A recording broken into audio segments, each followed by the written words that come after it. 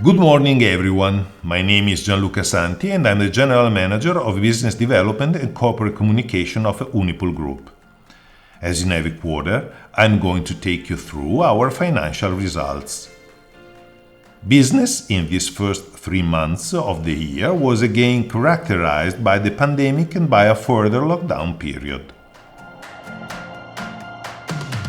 I would like to tell you briefly that, as you may know, BPER's accounting figures in the first quarter were affected by the badwill of the bank branches acquired from Banca Intesa San Paolo and other non-recurring effects. This had an extraordinary impact on Unipol data as a result of the BPER consolidation process, which, conversely, didn't affect UnipolSai numbers.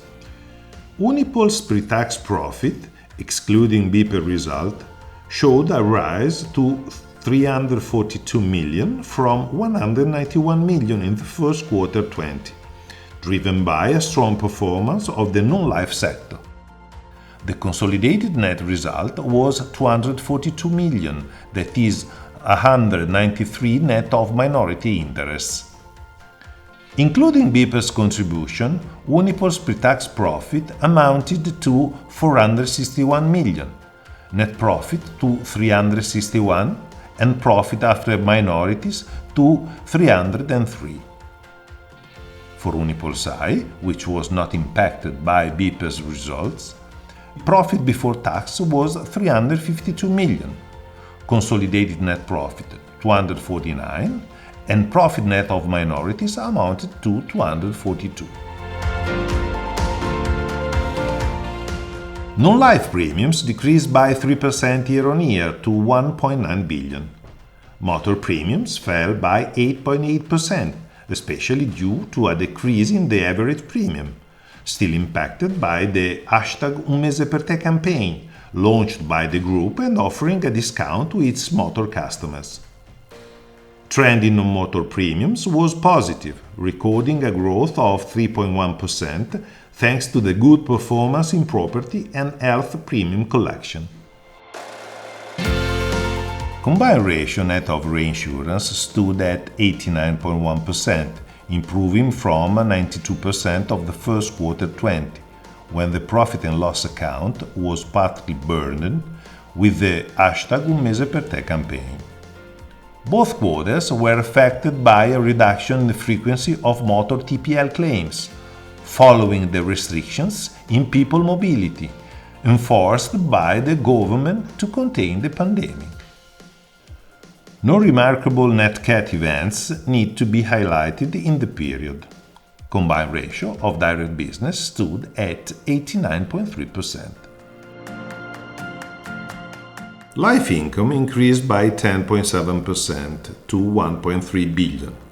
Worth to mention is the commercial performance of Arcavita, which grew by 56%, also thanks to the extended sales network following the acquisition of the former UBI Bank activities. Income continued to favor hybrid products, characterized by a mix of traditional and unit-linked products. The segregated account yields remain around 3%, whereas the minimum guarantee was slightly over 1%. The yield retained by the group was 90 basis points, stable compared to the end of 2020. The weight of technical reserves with 0% guarantee kept on rising, representing now 39% of the total amount. The group manages assets for 62 billion, with Italian govies weighing for 41.2%, still down compared to the figure at 2020 year-end. Bonds represent 83.1% of the overall assets. The duration of assets was 6.4 years and that of liabilities 7.5 years. Investment yields were still good at 3.2%, slightly decreasing compared to 3.3% this time last year. The most significant decline was recorded in life business, going to 2.9% from 3.4%, also following the change in the asset allocation carried out last year to reduce the solvency ratio volatility. This also implied a reduction in BTP investments, although the main impact resulted in lower technical interests.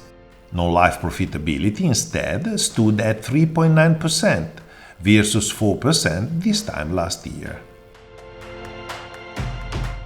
Overall, real estate investment amounted to 4 billion euros, of which 60% allocated to the real estate sector, 30% to non-life and 10% to the other sectors. Noteworthy in the quarter was the sale of the Torre Velasca Trophy building, that generated a gross capital gain of 71 million euros. The gross ordinary profitability of the real estate investments portfolio, third parties, stood at 4%. Unipol Rec continued to reduce its NPL portfolio thanks to a decrease in gross bad loans of 80 million, with collections for 23 million. Net bad loans amounted to 406 million, covered at 86%. Solvency continued to perform at excellent levels. That is 210% for Unipol, 277% for UnipolSai consolidated, and 313% for UnipolSai solo. As planned, a Tier 2 bond of 300 million issued by UnipolSai was repaid in the quarter, thus reducing UnipolSai's own funds. Well, I conclude my presentation here. I remind you that the Group CEO and the General Manager will be pleased to take any questions from financial analysts and institutional investors during the conference call scheduled today at noon CEST. Thank you for listening and take care.